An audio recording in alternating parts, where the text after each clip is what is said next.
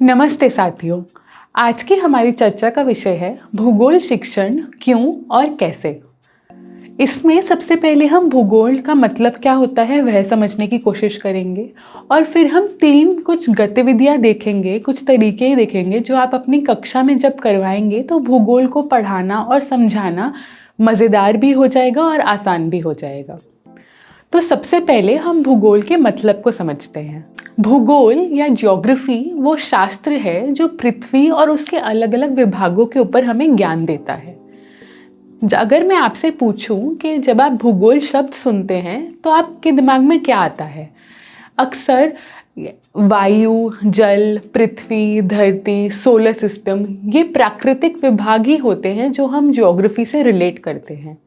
पर अगर हम एक उदाहरण की मदद से समझें कि क्या कोई और भी चीज़ें हैं जो ज्योग्राफी में आती हैं या आनी चाहिए।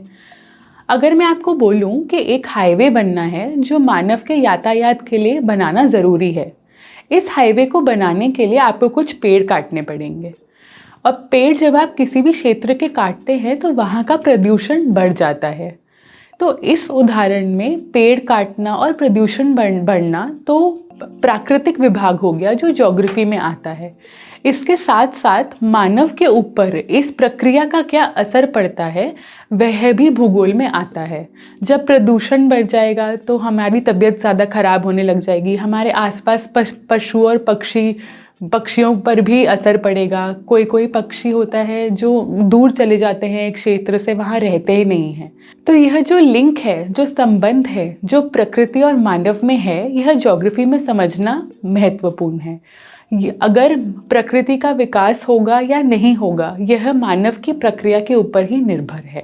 अंग्रेजी में भूगोल को ज्योग्राफी कहा जाता है।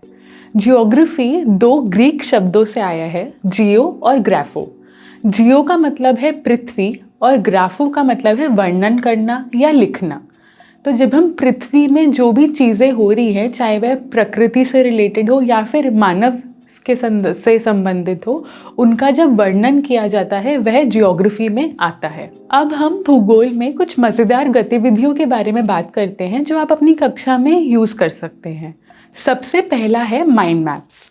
माइंड मैप्स वो आरेख है, वो डायग्राम है जिससे आप बच्चों को एक विषय और उससे रिलेटेड उप विषयों के ऊपर समझ बनाने में इस्तेमाल कर सकते हैं। एक उदाहरण लेते हैं कि आपको कक्षा में बच्चों को यह समझाना है कि पानी हमारे आसपास कहाँ पाया जाता है। तो आप बच्चों से ही पूछते हैं कि वो अपने आसपास या अपने दैनिक जीवन में पानी कहाँ कहाँ खुद इस्तेमाल करते हैं या इस्तेमाल होते हुए देखते हैं। अब आपने एक ब्लैक बोर्ड पे या एक चार्ट पेपर पे बीच में लिख दिया पानी के उपयोग, और बच्चों के आंसर्स को आपने संबंधित करते हुए अलग अलग बोर्ड पे अलग अलग जगह पर लिखते रहे।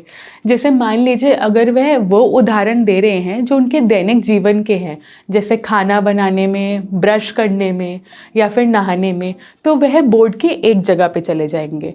और या फिर वह दूसरे प्रकार के एग्जाम्पल्स दे रहे हैं, जैसे पशु पक्षी पानी पीते हैं, जानवर पानी पीते हैं, तो वह बोर्ड के दूसरे हिस्से में चले जाएंगे।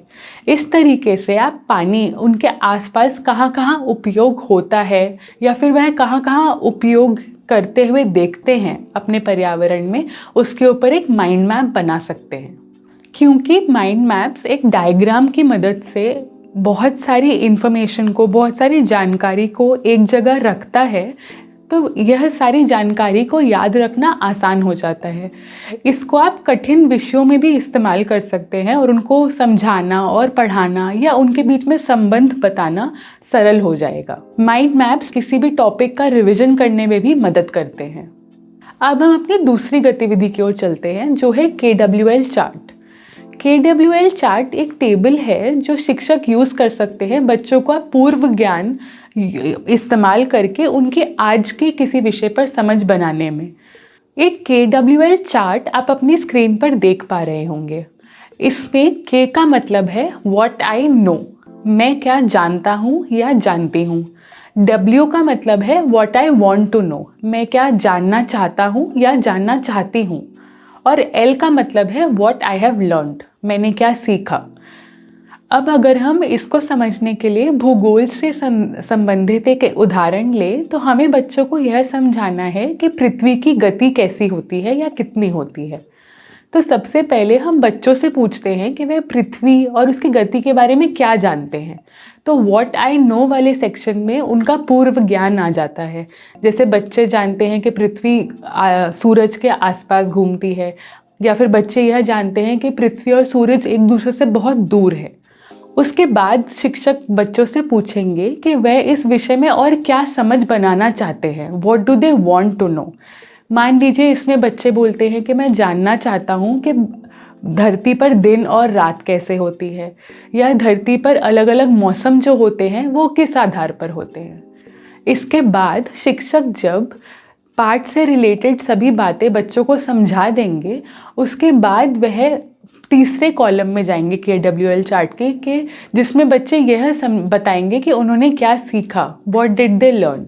और वह पूरी टेबल को देखेंगे कि क्या जो सेंटर कॉलम में उन्होंने यह रखा था कि वह क्या जानना चाहते हैं, क्या वह वो सब जानकारी प्राप्त कर पाए, वो सब ज्ञान प्राप्त कर पाए या नहीं। तो यह एक मज़ेदार गतिविधि है जो बहुत आसानी से आप कक्षा में उपयोग में ला सकते हैं। इसमें सीखने सिखाने की प्रक्रिया में बच्चों को शामिल भी करा जाता है, जिससे उनकी विषय में रुचि बनी रहती है। और उसके साथ साथ यह शिक्षकों को भी मदद करता है। आज की तीसरी गतिविधि है जिक्सॉ लर्निंग। यह एक ऐसी रोचक गतिविधि है जिसके लिए ज्ञान प्राप्त करने के लिए बच्चे एक दूसरे के ऊपर निर्भर रहते हैं।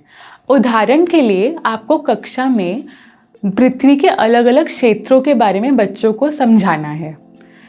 आपने कक्षा के सभी बच्चों को 3 समूहों में बांट दिया। एक समूह होगा जलमंडल, दूसरा समूह होगा वायुमंडल और तीसरा समूह होगा स्थलमंडल। अब आपने इन सभी समूहों को जो विषय उनको निर्धारित किया गया है उसके बारे में आपने उनको पाठ्य पुस्तक में पढ़ने के लिए कहा।